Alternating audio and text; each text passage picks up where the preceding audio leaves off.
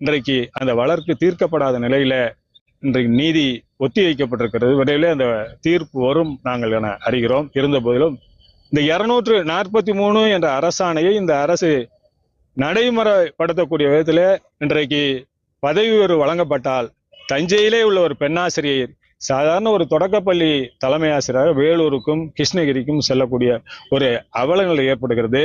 இங்கே குடும்பத்தை விட்டு அவர்கள் தொடக்கப்பள்ளி தலைமை ஆசிரியருக்கு செல்வது என்பது இயலாத காரியம். இன்றைக்கு இடைநிலை ஆசிரியராக பணியேற்ற ஒரு பெண்ணாசிரியர் தொடக்கப்பள்ளி தலைமை ஆசிரியர் என்ற வாய்ப்பு கூட இல்லாமல் இந்த அரசாணை இறுதி வரை ஒரே நிலையில ஓய்வு பெறக்கூடிய ஒரு நிலை இருக்கிறது. இந்த அரசு பதவியேற்றவுடன் ஆசிரியர்களுக்கு வழங்கப்பட்ட பல்வேறு சலுகைகளை பிடித்தம் செய்வதே நோக்கமாக இருக்கிறது. இப்ப இந்த போராட்டம் நடத்துறீங்க, ஒருவேளை அரசு இதுக்கு செவி சாய்க்கல, அடுத்த கட்டமா உங்களுடைய போராட்டம் எப்படி இருக்கும்? 2004 பாத்தீங்கன்னா நாங்க தொடர் வேலை நிறுத்த போராட்டம் நடத்தியிருக்கோம். அதோட நாங்க செய்ய தயாரா இருக்கோம். இந்த அரசு செப்டம்பர் மாசத்துக்குள்ள எங்களுடைய கோரிக்கைகளை நிறைவேற்றுன்னு சொல்லியிருக்கு. நிறைவேற்றாத பட்ச 6.25 லட்சம் பேர் இன்னைக்கு சிபிஎஸ் திட்டத்தில் பாதிக்கப்பட்டிருக்காங்க. மிகப்பெரிய எழுச்சியான ஒரு போராட்டம் நடக்கும். தேர்தல் வரப்போகுது. தேர்தல் காலத்துல என்ன பண்ணணும் எங்களுக்கு தெரியும்.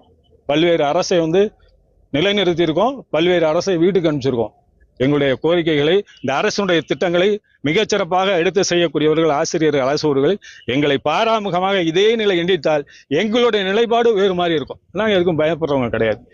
டெஸ்மா ஜெயலலிதா மாட்டே 1.25 லட்சம் பேர் டிஸ்மிஸ் ஆகி மீண்டும் உள்ளார வந்தோம். எதற்கும் தயாராக இருப்பதான் டிட்டோ ஜாக்.